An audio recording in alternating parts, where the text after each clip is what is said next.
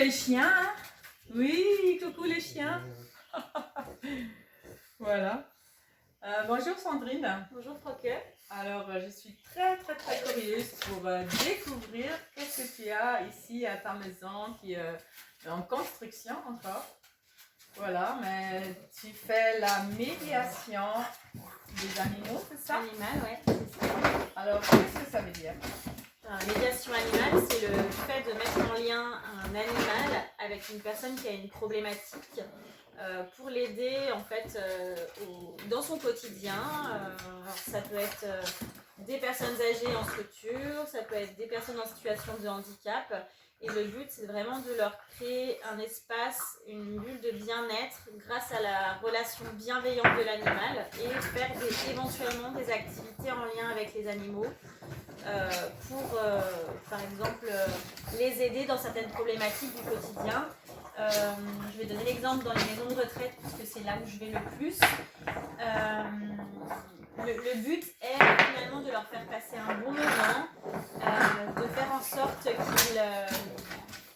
qu'ils se remémorent les souvenirs, de faire en sorte qu'ils ne perdent pas certains gestes comme par exemple la caresse, le fait de brosser, ce genre de choses. Parce que comme c'est des gens qui sont dans les structures, ils sont beaucoup moins sollicités pour ce genre de choses et ils perdent un petit peu les automatismes qu'ils avaient acquis pendant leur vie. Et le but de la médiation animale, c'est vraiment de faire en sorte qu'ils ne perdent pas les acquis. Wow.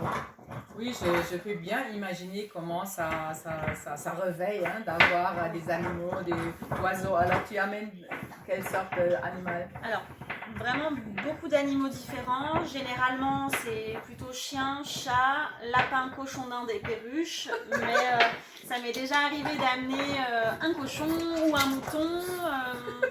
Certaines structures montent aussi chez moi depuis mai.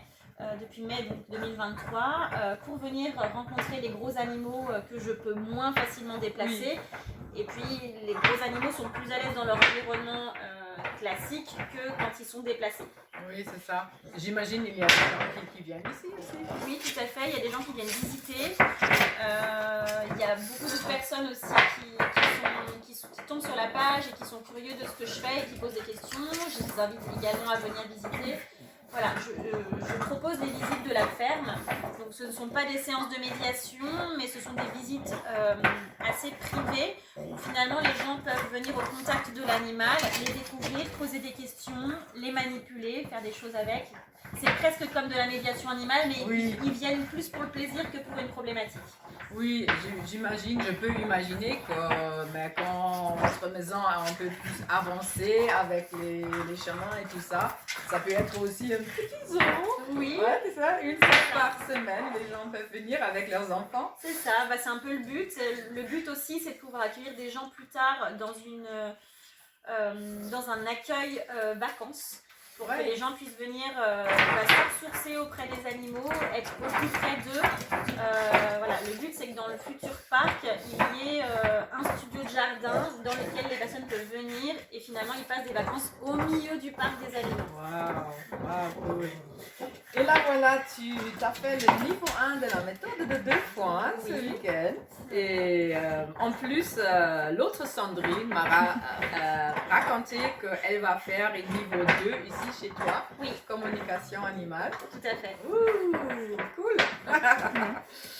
Alors, c'était comment là ce stage pour toi?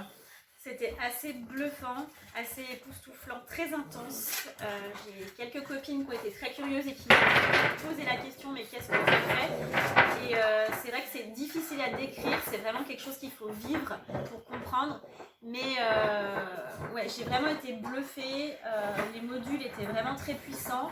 Il y a eu même des moments où j'étais un petit peu sceptique de certains modules. J'ai quand même été dans l'expérimentation et finalement ça a fonctionné alors que pourtant j'étais un petit peu sceptique, un petit peu sur la réserve et c'est très bluffant, c'est vraiment très bluffant. Alors c'est sensoriel de voir les choses autrement. C'est ça. Comment ça se présente à la surface quand tu Mais quand tu fais autrement, Voilà. quand l'inconscience va te faire comprendre quelque chose par des images. C'est ça. Et c'est vrai que dans notre société, on est tous vraiment très cartésiens. Ouais. Et c'est vrai que c'est compliqué de lâcher prise. Et quand on lâche prise, même un petit peu, ben, c'est là que se passent vraiment des choses. Et c'est incroyable en fait. Alors raconte aux gens, tu es où exactement? Et peut-être il y a des associations qui sont intéressées de quoi tu fais là. Bien sûr. Alors donc moi je suis située à Lulin, donc en Haute-Savoie. Donc bon, pour les gens qui connaissent pas trop, c'est à côté d'Aberpoche. Aberpoche c'est un petit peu plus connu que Lulin. Je suis à 20 minutes d'Autonon, à peu près 40 minutes d'Annemasse, voilà, pour situer à peu près. Et donc je me déplace dans différentes structures et je reçois également aussi à domicile. Voilà, je vais mettre le numéro de téléphone et peut-être tu as un site web? J'ai une page Facebook. Ou une page Facebook et ton email sous la vidéo, et comme ça, si les gens veulent savoir plus de toi, tes animaux, tu as combien des animaux là actuels? Alors, j'ai pas le chiffre exact, mais environ 70. Waouh, Ouais. 70, wow.